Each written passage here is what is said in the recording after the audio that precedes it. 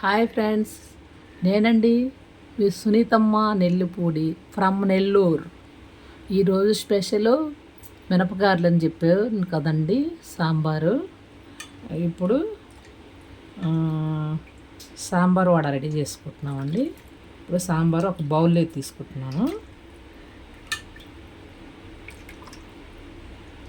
చూడండి, అసలు భలే రుచిగా ఉంటుందండి సాంబార్ వడ. హోటల్ స్టైల్లో ఉంటుంది. ఇలా నానబెట్టేసుకోవాలి ముందుగా మనము. ఇట్లా బౌల్లోకి సాంబార్ తీసుకొని, ఇప్పుడు గారెలు ఉన్నాయి కదండి, ఈ గారెలు ఉన్నాయి కదా, ఈ గారెలని దీంట్లో డిప్ చేసుకోవాలి.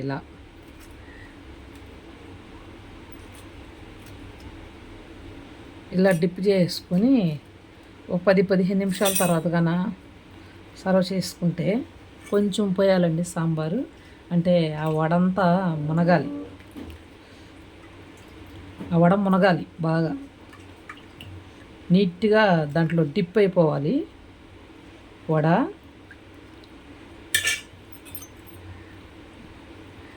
ఇలా డిప్ అయిపోవాలండి. అప్పుడు బాగా నాని ఉబ్బుతాయి అవి. అప్పుడు సర్వ్ చేసుకుంటే బాగుంటుందండి.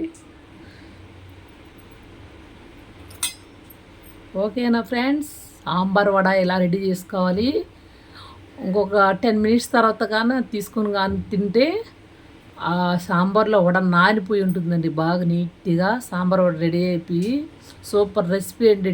టేస్టీగా ఉంటుంది sambar vada. Okay friends, like చేయండి, సబ్స్క్రైబ్ చేయండి ఫ్రెండ్స్. Thank you.